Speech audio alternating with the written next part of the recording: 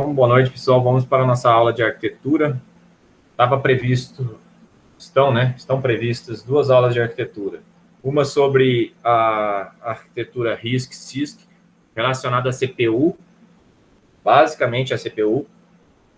Na verdade, mais relacionada ao ULA da CPU. E outra de arquitetura de desenho de endereçamento, barramento de endereço de dados, que é a von Neumann versus Harvard. Entretanto, isso aqui eu planejei lá atrás e eu percebi que essas duas aí poderiam ser ministradas em uma aula única. Então, porque o conteúdo é relativamente pequeno e fácil de compreender. E são relacionados também. Normalmente, a RISC é Harvard e normalmente a CISC é von Neumann, tá? Então, o que nós vamos fazer? Nós vamos ver hoje as duas. Na aula que vem, a gente vai adiantar LED. E na outra aula vai ter a entrega do trabalho destas três juntas, tá? O acionamento de LED, juntamente com a comparação das arquiteturas, será um trabalho único de pesquisa. Esse trabalho vai dar bastante trabalho, então nós vamos fazer em 3 semanas. Já está no Moodle a orientação, é bem simples a orientação, mas vamos ter 3 semanas aí para vocês irem tirando dúvidas para executar bem este trabalho. Então, vamos iniciar a aula em si, arquitetura RISC-CISC. Primeiro, então, quais são as características RISC, quais são as características CISC? É uma comparação simples entre elas, para que não fique nenhum tipo de dúvida, né? Então, a gente está colocando aí várias informações. A primeira informação é quanto ao número de instruções. O número de instrução, lembrando que o RISC significa reduzido número de instruções, então é um computador com um número de instruções reduzidas. Só que a sigla vem do inglês. Enquanto que CISC é um computador com um número de instruções complexo. Não é reduzido, é complexo. Então, aqui, obviamente, o RISC tem poucas instruções. E o CISC tem muitas instruções. O que significa? Que esse hardware aqui, isso aqui é mais complexo. Por quê? Porque desenvolver um hardware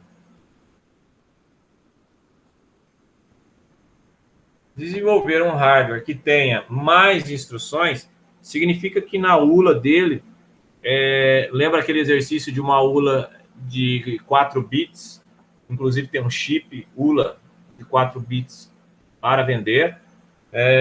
Aquele exercício é exatamente para deixar bem claro e fácil de visualizar que quanto mais instruções, mais complexo será o hardware.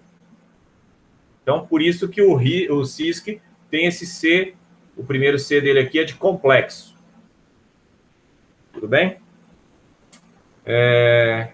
Pessoal que chegou aí depois, fique sabendo que eu já fiz a chamada, vão ter que ficar aí ao final da aula, quando eu encerrar a gravação, para responder a chamada, tá bom? Nada grave, só para vocês lembrem. Ô, professor, então, você fez a chamada antes das 8? Fiz não, eu fiz às 8, entre 8 e 8 e 1. Tá? Preocupa não. É que só tinha 2, a chamada foi bem rápida. Menos modos de endereçamento. Ou seja, você tem uma simplificação no acesso à memória. Mas essa simplificação também faz com que a memória possa ser menos expansível, ok? E o outro tem mais modos de endereçamento. Com relação a RAM, né? O RISC tem mais RAM. Como ele vai acessar menos, ele tem menos possibilidade de endereçamento, ele vai acessar memória externa menor, ou nem acessar memória externa ao RISC. O RISC não tem o foco de ficar acessando memória externa quando eu estou falando de microcontrolador.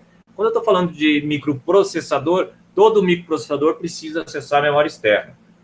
Então, ele tem mais RAM interna e o complexo tem menos RAM interna. Por quê? Porque ele tem mais RAM externa. Então, não precisa de tanta RAM interna. Com relação ao clock, ele precisa de menos ciclos de clock, menos, para realizar uma instrução, enquanto que o complexo precisa de mais. Por quê? Porque ele leva mais tempo para fazer aquele número complexo de instrução. Então, ele fica mais tempo para executar.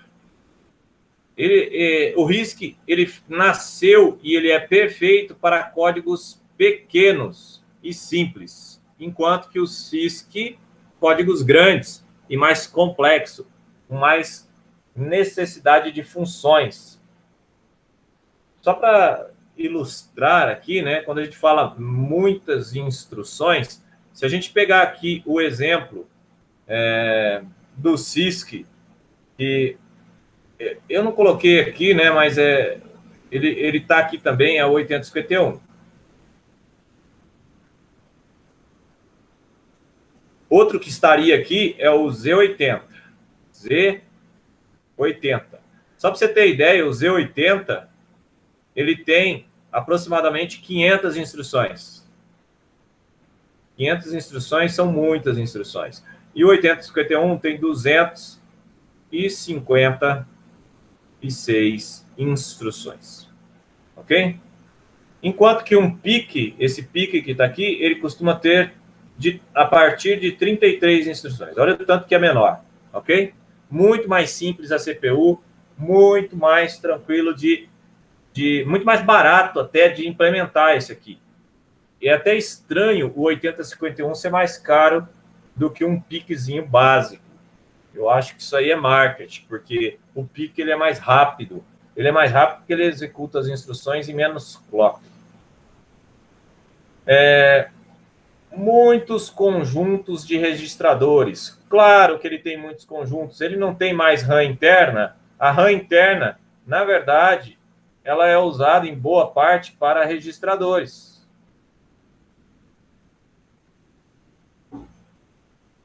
Então, é claro que o 8051, o PIC, vai ter mais registradores do que o 8051.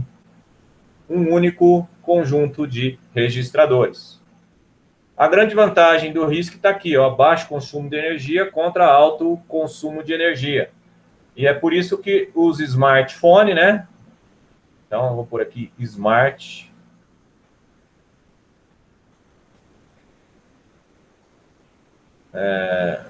né?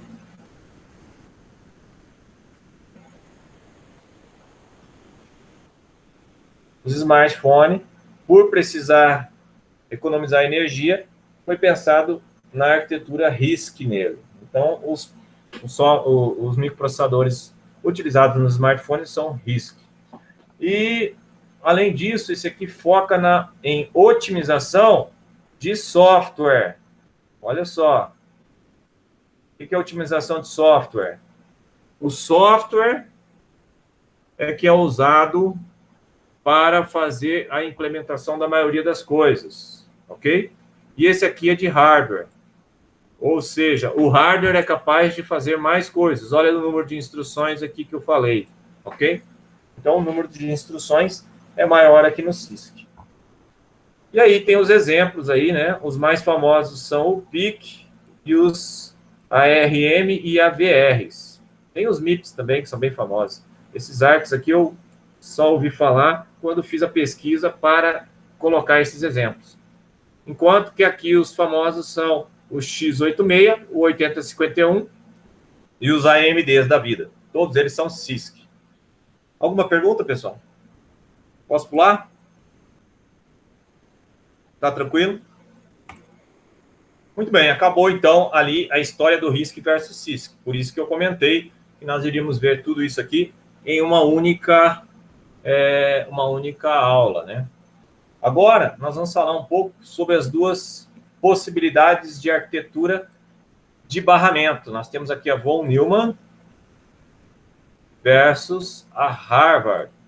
A von Neumann, que está deste lado de cá, esquerdo seu, observa que a CPU, que é o nosso ponto de partida de entendimento, ela tem um barramento de dados e um barramento de endereço. E a Harvard tem aqui a CPU e ela vai possuir do lado de cá, seu lado direito dela, um barramento de dados e um barramento de endereço para acessar a memória de dados. E ela vai ter também um barramento de dados e um barramento de endereço para acessar a sua memória de programa. O que quer dizer isso? Quando você grava um programa num PIC, por exemplo, que é Harvard, a palavra gravada, ou seja, não é um byte, não tem 8 bits. Não tem. Eu vou escrever aqui 8 bits e vou colocar que ele não é de 8 bits. Diferentemente no 8051, o 8051 está de cá. 8051. O 8051, que está de cá, ele tem um único barramento. E como ele é de 8 bits, tudo aqui é de 8. 8 bits. E do lado de cá, nós temos 8 bits para dados no PIC. E alguns PICs, ele tem 12 bits, 14 bits, 16 bits. Eu não sei, eu nunca parei para analisar. Não sei se vocês sabem, mas tem PIC 12, tem PIC 14 e tem PIC 16. Eu nunca parei para analisar se os PICs, que são 12, tem o PIC 10 também. Eu não sei se esse número 10, 12, 16 e 14 e até 18 tem a ver com o número de bits do barramento de dados de programa. O que quer dizer isso na prática? Um opcode, nós vamos ver no futuro aí, um opcode. O que é um opcode? Um opcode é, na verdade,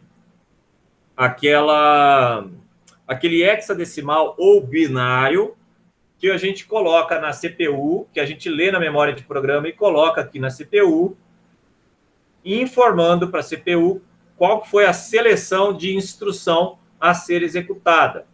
Se vocês lembrarem das aulinhas de ULA, aquela ULA de 4 bits, de 4 operações, ela tinha 2 bits de seleção. Já a ULA de 8 operações tem 3 bits de seleção. 3 bits eu tenho 8 possibilidades. 8 possibilidades são as 8 operações daquela ULA.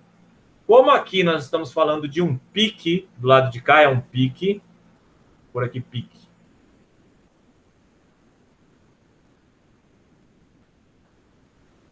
Do lado de cá é um PIC.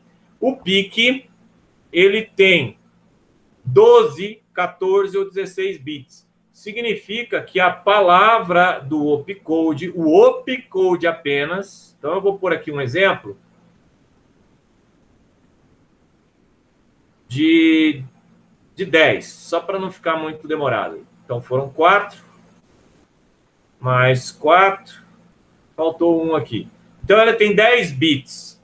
A vantagem é que um opcode no PIC é igual, né? Um opcode é igual, ó, igual aqui, é igual a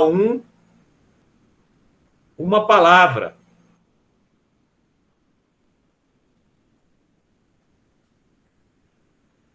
Vamos pôr palavra aqui. A uma palavra. Ou seja, ele vai ocupar menos espaço na memória, já que ele é simples e não complexo, e ele ainda tem mais bits na palavra, vai ocupar menos memória. Então, o mesmo programa gravado, né, a mesma ideia de programa gravada no PIC, vai ocupar menos bytes do que o programa gravado no 8051. Já no 8051, um opcode normalmente ocupa 2 bytes ou 2 palavras. Ok? Estão acompanhando aí? Vamos ver uma pergunta ali do Patrick. Ficou até... Ah, não, foi há 1 minuto. Professor, eu estou tendo problemas com a minha internet. Só para deixar registrado. Não está entendendo nada? Não te preocupa, não. A gente está gravando e vai estar lá o link para você acessar no Moodle a partir de amanhã e rever o que você não entender. Ok? Mas se quiser parar para fazer uma pergunta aí, fique à vontade. Aqui, ó, pessoal, para finalizar esse entendimento, o fato de eu ter um barramento de cada, pensa, eu tenho, vamos supor que eu sou uma pessoa e eu estou abrindo a geladeira. A minha geladeira tem uma única porta. Eu abro a geladeira e eu tenho uma única mão. Eu abro a geladeira com essa mão e pego um dado. Do outro lado, vamos supor que eu tenha uma geladeira com 2 portas e eu tenho 2 mãos. Eu posso abrir ao mesmo tempo as 2 portas e pegar ao mesmo tempo um dado do lado direito e um programa, um código do lado esquerdo com a minha outra mão. É o que o PIC consegue fazer. O PIC consegue acessar dado e memória de programa ao mesmo tempo, porque ele tem 2 barramentos. Quando eu falo ao mesmo tempo, pessoal, é isso mesmo. É síncrono. Ele vai lá, busca as 2 informações ao mesmo tempo. Ele tem esta capacidade. Não quer dizer que ele faz isso o tempo todo, mas dependendo do opcode, ele vai fazer isso quase que o tempo todo. A primeira instrução, ele nunca faz. Por quê? Porque na primeira instrução ele só pega a memória de programa e ela vai ter a informação de qual dado que tem que pegar. Então não tem por que ele fazer ao mesmo tempo. Não tem nem como, né? Não é por quê, não tem nem como. E do lado de cá, que é o 8051, ele sempre vai pegar, programa, depois ele vai pegar dados. Qual que é o resultado disso aqui? O 8051 tem um ciclo de máquina de 12... Espera aí que deu errado esse 12. Vou apagar. Vamos achar a borracha. Pronto. Lembrando que sempre dá errado quando a gente usa a apresentação, porque a memória de programa do meu computador não dá conta de processar o que eu estou escrevendo na velocidade que eu escrevo. Eu tenho que escrever mais devagar, que eu tenho o hábito. Então, o 12 aqui, pessoal, quer dizer que ele vai pegar o período, que é o inverso da frequência, ele vai pegar o período, que é o inverso da frequência, e vai multiplicar por 12. Então, ele vai levar mais tempo, se a frequência for a mesma para os dois, para executar uma instrução básica aqui. Já o PIC, por exemplo, ele vai e multiplicar apenas por 4. Ou seja, ele leva 4 ciclos de clock para buscar dado e programa ao mesmo tempo. Aí um pode falar aí, professor, mas ele não teria que ser metade, porque ele tem 2 barramentos? Não necessariamente, é que o PIC ele é RISC, e o fato dele ser RISC, ele é mais simples. Se ele é mais simples, ele consegue pegar a informação mais rápido. Tudo funciona mais rápido. Tem alguma arquitetura, é a pergunta do Arthur, tem alguma arquitetura que é melhor que a outra, ou o uso vai depender da aplicação? Você mesmo perguntou e respondeu. Sim, o uso depende da aplicação. Se a sua aplicação é simples, o RISC vai ser melhor. Se a sua aplicação é necessário uma economia de energia, como a gente viu no quadro anterior a esse slide, você precisa usar um RISC, porque você precisa economizar energia. e assim por diante. Então, a sua aplicação vai dizer qual que é a arquitetura que você deveria escolher. Mas eu posso implementar com a arquitetura não adequada porque é a que eu conheço, é a que eu sei? Sim, todo mundo faz isso. As pessoas têm dificuldade de aprender uma coisa nova e continuam usando uma outra coisa que não é adequada para dar uma solução. Ele vai resolver. Só que se o seu concorrente de mercado fizer o uso ao contrário, ou seja, ele for e pegar a melhor arquitetura para aquela aplicação, ele vai ficar imbatível no preço, no custo, no tempo de execução, na experiência de usuário. Então, isso você tem que levar em conta. Você pode, sim, não fazer o ideal. Só que se não fizer o ideal, saiba que vai ter alguém de olhinho puxado que fez o ideal e vai vender mais barato que você e vai entregar um produto melhor que o seu. Okay. Professor, só entrando na pergunta do Arthur aqui também, qual momento a gente vai saber qual microcontrolador, qual CI a gente vai escolher para fazer o nosso, talvez, trabalho que a gente está desenvolvendo? Agora, nessa aula. Essa aula está dizendo já, arquitetura. Você vai pegar, você vai ter uma aplicação. A sua aplicação X, ela exige o quê? Você vai pôr no papel. Exige tantos pinos de I/O, tanto de memória, tanto... as instruções serão simples ou complexas. Vai precisar de Wi-Fi, não vai precisar de Wi-Fi. Vai precisar de USB, não vai precisar de USB. Você definiu todo o escopo do que você precisa e aí você vai ao mercado e vai olhar qual microcontrolador vai ter a melhor relação custo-benefício para aquilo. Entendeu? Ficou claro. A minha dúvida era essa. Mas sua dúvida vai continuar existindo, porque eu estou apresentando alguns microcontroladores. Estou enfatizando no 8051 e no PIC. Por quê? São as duas arquiteturas mais simples e as primeiras que surgiram. Mas o Atmega, ele veio para ficar, né? Que é o usado no Arduino. Então, tem o AT, tá? E o AT do Atmega tem o AT-Tine e tem o Atmega. O AT-Tine é a mesma programação, a mesma arquitetura do Atmega, só que o Tine quer dizer inferior. Então, ele economiza mais energia ainda, ele é RISC, tá? Ele economiza mais energia, ele trabalha com um clock menor, o que faz economizar energia, e ele é para aplicações mais simples. Às vezes ele não tem nem comunicação, mas ele já tem, com 8 pininhos, ele já tem 2 ADCs, ou seja, ele consegue medir temperatura e umidade simultaneamente, em pinos diferentes, só que com apenas 8 pinos. Olha como isso pode ser útil, ok? Ok. Agora, quando que você vai poder, olhando aqueles dados que você escreveu da sua aplicação, e escolher um microcontrolador? Quando? Quando você tiver lido sobre todos ou todas as famílias de microcontroladores do mercado. Você tem as famílias, né? AT, da Atmel, certo?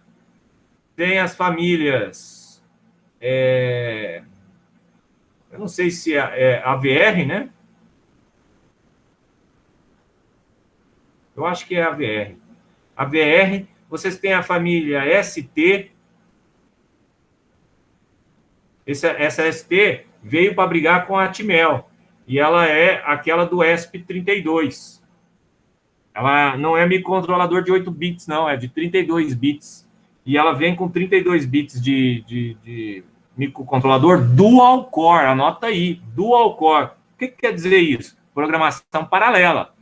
Um core pode ficar comunicando pela serial e o outro core pode ficar cuidando do local, acionamento de motor, coisas do gênero.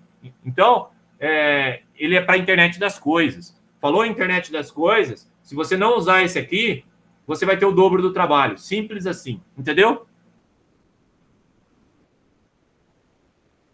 Sim. Então, beleza. Posso tocar, então, né? Aqui na parte de I/O, pessoal, os dois são a mesma coisa. Eles têm um único barramento da CPU com os pinos de I/O. Então, de certa forma, ele fica sendo a mesma coisa. Aí eu concluo aqui. Alguém tem alguma pergunta ou não? Não, né? Aqui, ó, pessoal, onde eu tô... não dá para ver o mouse aí, tá? Mas aqui na fonte, ó. Aqui na fonte, ó. Onde eu marquei aí agora, ele é um link. Como esse slide está lá no Moodle, quando você estiver nessa página no slide e clicar aqui, você vai abrir um artigo, só que em inglês, sobre esse assunto. Tudo bem? Beleza. Agora, aqui tá, olha só, que gracinha, né? Aquele artigo que está lá, né, eu não sei se é um artigo em inglês ou se é de onde eu tirei esse exemplo. Esse exemplo é fazer um LED piscar, né? Ou seja, um LED. Vou pôr aqui LED. LED nada mais é do que um diodo emissor de luz, né? Aqui nós temos um LED e ele está piscando a uma frequência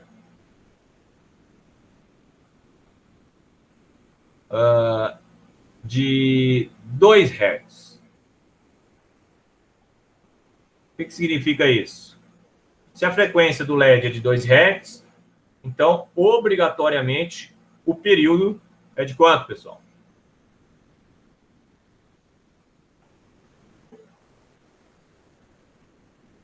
Ninguém escreveu aí, olha só. É de meio segundo, ok? 2 Hz vai dar uma frequência de meio segundo. O trabalho que eu vou pedir para vocês é para vocês fazerem uma mesma aplicação de acender e de piscar um LED usando o RISC e comparando com o CISC.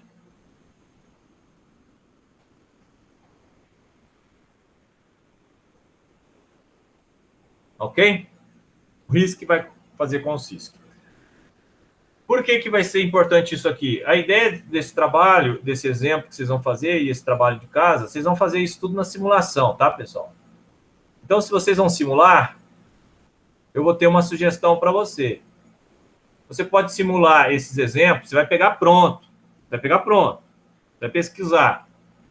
Você pode pesquisar, por exemplo, LED piscando com o PIC e falar, eu vou fazer com o PIC o RISC. Né? Aí o PIC, ele é ou melhor, o RISC é o PIC. Vou fazer a seta aqui, correto. Ok? E você pode falar que você vai fazer com 8051 para ser o seu CISC. Então, 8051 vai ser o seu exemplo. Qual que é a intenção aqui? A intenção é você comparar como ficou o tamanho do código, como ficou a lentidão para ele começar a piscar, quanto tempo ele leva até iniciar o trabalho de piscar, né? Qual que é mais rápido para começar, e assim por diante. Eu poderia pedir coisas mais complexas, mas como a gente ainda não chegou lá, a gente vai ficar com essa parte simples aqui, ok? Então, o que eu preciso que vocês atentem? Vocês vão pesquisar. O PIC, ele é bom simular com MPLAB. MPLAB.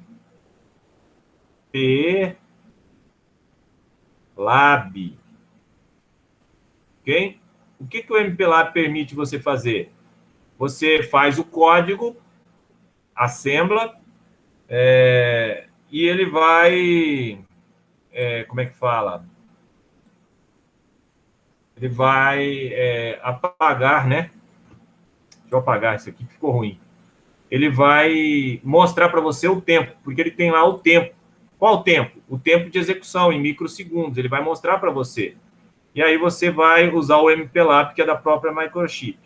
Já o 8051, você pode usar o MCU. MCU 8051. Opa, esqueci um zero aqui, peraí. 8051. O MCU 8051, ele vai permitir você não só ver a simulação como no MPLAB, mas ele vai permitir você ver também o LED piscando. Se você quiser ver o LED piscando nos dois, você vai ter que instalar o Proteus. O Proteus, pessoal, tem uma versão trial ou gratuita, tá? Você vai instalar essa versão trial, ela é limitada, mas dá para fazer um LED piscar. Então, você vai fazer o uso... Opa, faltou o U aqui. Vou apagar.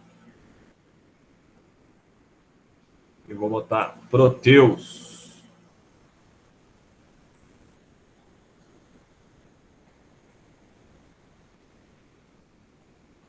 Pronto, deu certo. Proteus. Então, essa é a proposta para vocês verem a coisa acontecendo. Então, tá aqui, ó, o trabalho da semana. Trabalho da semana, você vai fazer um LED piscar. Um LED piscar é relativamente simples, principalmente porque eu não estou cobrando o código. Você vai copiar o código da internet. Professor, posso fazer em C? Professor, posso fazer em Pascal? Professor, posso fazer em Basic? Sim. Posso fazer em Python? Sim. Só que vai ser mais fácil para você encontrar um exemplo pronto e simular se fizer em Assembler. Confie em mim. Porque é só um LED piscando. Um LED piscando é mais fácil fazer em Assembler. Então, você vai escolher um simulador. Esse simulador, você não precisa ver piscando. Como eu disse, você pode fazer no próprio MPLAB. Basta rodar o programa e ver que ele está mudando o bit ou o pino do microcontrolador. Mas o foco aqui é comparar o RISC com o CISC. E aqui embaixo, pessoal, ó, bem aqui embaixo, no último parágrafo, é o que eu quero. Eu quero isso aqui, ó. O principal é isso aqui. Você vai comentar, você vai comparar e comentar o tamanho que o código ficou, ou seja, quanto que ocupou de memória do microcontrolador, o tempo de execução, né?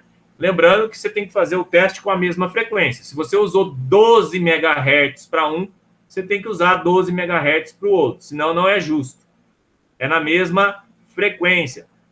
Eu não posso comparar um Pentium 100 com um Pentium 266. Não, a frequência mudou, não dá para comparar. Então, se você for comparar, você tem que comparar com a mesma frequência. Então, eu quero que você compare os resultados simulados, eu quero o tempo de execução, eu quero o tamanho do código e um comentário seu, o que você achou, qual que fica melhor para piscar LED, tá bom? Ou seja, aplicação de piscar LED, qual que você usaria? Alguma pergunta? Não? Professor? Sim. O código que o senhor está falando o que é direito? Explica para nós, por favor. O código que eu estou falando, eu vou explicar de novo quando eu passar o último slide. Então, já que você está pedindo a resposta do trabalho. Você tem 3 semanas para encontrar a resposta do trabalho. E você já quer ela de mão beijada hoje. Eu não sei se é justo, mas eu vou pensar no seu caso, tá bom? Não, se fosse, não precisa então responder, não, que eu olho depois. Não, você entendeu o que eu quis dizer, né? Ela faz parte do trabalho. Por quê? Vamos voltar lá no Moodle e ver o nosso plano de ensino. O nosso plano de ensino está prevendo na próxima semana, já que eu antecipei o Von Neumann com o Harvard, ele está previsto na próxima semana a gente ver LED funcionando. Então, vocês vão ter uma semana de quebrar a cabeça. Ou seja, estudar sem o professor ter dado.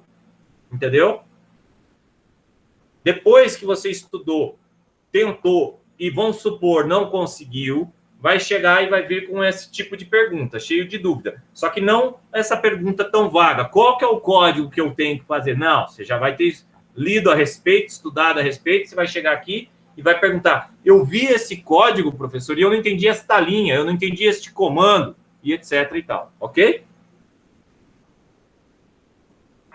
Ok, eu acho que eu entendi, sim. O que é que eu... Vai ser um pouco tenso? Pode até ser que fique um pouco tenso, sim.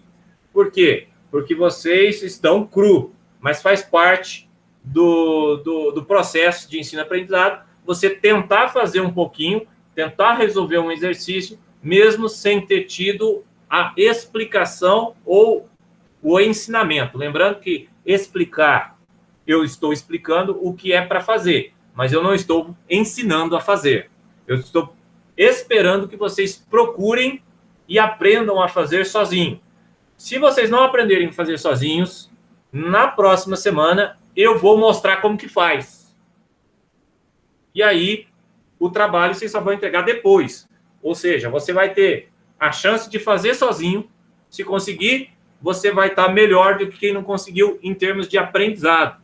Né? Não é uma competição, é aprendizado. Você está querendo aprender.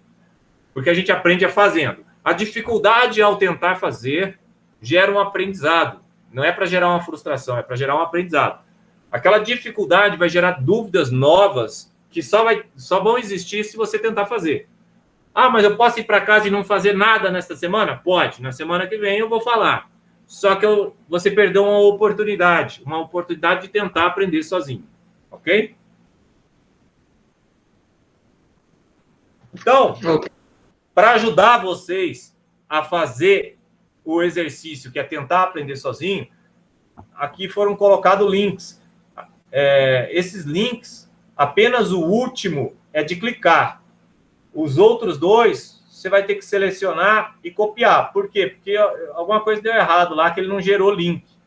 Então, esses dois aqui estão em branco. Ah, não, talvez dê, não sei. Eu não estou conseguindo, eu só consigo clicar no de baixo. Ele perdeu o link. Então, esses 3 links têm informações. O primeiro link é uma informação teórica de um artigo sobre RISC-CISC em inglês. O segundo link é um artigo sobre Harvard versus von Neumann em inglês. Então, essas duas aí são informações sobre arquitetura. Se você quiser ler mais sobre arquitetura, você pode usar o Google Translate, ele deve resolver para vocês. E aqui é um artigo em português ensinando você, usando um mini Arduino, que é o Atetine 85, é aquele da foto do slide anterior, que está piscando o LED, vou pôr lá de novo. É esse aqui, ó. Esse aqui, com apenas 8 perninhas, é o Atetine 85. Ele consome bem pouca energia, ele trabalha numa frequência bem baixa, tá? Mas ele resolve muitos problemas pontuais como esses aí, que não envolve comunicação com o computador. E aqui, neste artigo, então, você vai encontrar aquela implementação, ou seja, a resposta à pergunta do Wagner, como que é o código, como que é a placa, o desenho, o esquemático. Claro, voltando de novo lá naquele slide, né? Se você olhar esse slide, pessoal, a placa é bem simples. Ele conectou o VCC aqui, conectou o GND aqui, colocou o LED sem nenhum resistor. Chama atenção para isso. Sem nenhum resistor entre este pino que está aqui, ó. Este pino que está aqui e o GND que está embaixo aqui. Ok? Como que ele não queima o LED? Ele não queima o LED porque a corrente desse pino ela é limitada a mais ou menos aí, acho que uns 20 a 30, acho que é 20. 20. Estou tentando escrever aqui, mas ele está tenso aqui. Tem que ser mais devagar. 20 miliampere. Se você pegar o datasheet do Atetine, o Atetine está dizendo que ele é de 20 miliampere. Se ele é 20 miliampere, você coloca... o que acontece com uma fonte quando você exige toda a corrente dela? Ela cai. É igual uma bateria que está acabando a carga e não é de lítio. A bateria que está acabando a carga sem ser de lítio, quando ela está acabando a carga, a tensão dela não é mais a tensão nominal, ela diminui a tensão. É aquela bateria de carro, que vai acabando até estragar. Ok?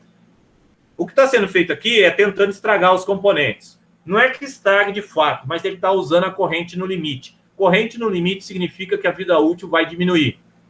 Se esse LED tinha a vida útil de 15 anos, ele passa a ter uma vida útil de 5 anos piscando desse jeito, ou menos, tá? Porque ele está usando corrente máxima. Por isso, no circuito que vocês forem implementar, é interessante vocês colocarem um resistor, tá? Vocês vão pôr um resistor em série com o LED.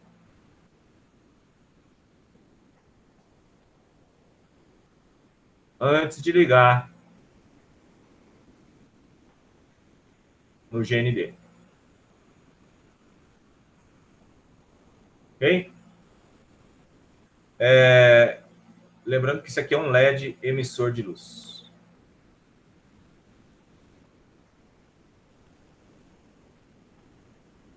Então, aqui é o pino.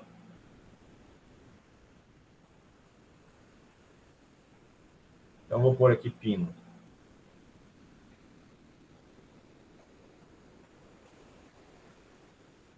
Alguma pergunta, não?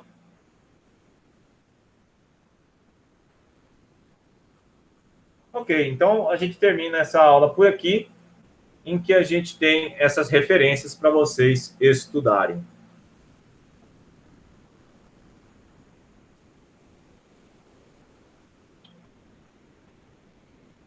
Com isso, eu vou encerrar a gravação e daqui a 1 hora eu tenho aquela disponibilidade de tirar dúvidas. Se alguém quiser agendar, pode agendar agora, que não tem ninguém marcado, tá ok? Um abraço, então, bom final de semana e até semana que vem para quem não quiser participar da aula de tirar dúvidas. Professor, a chamada?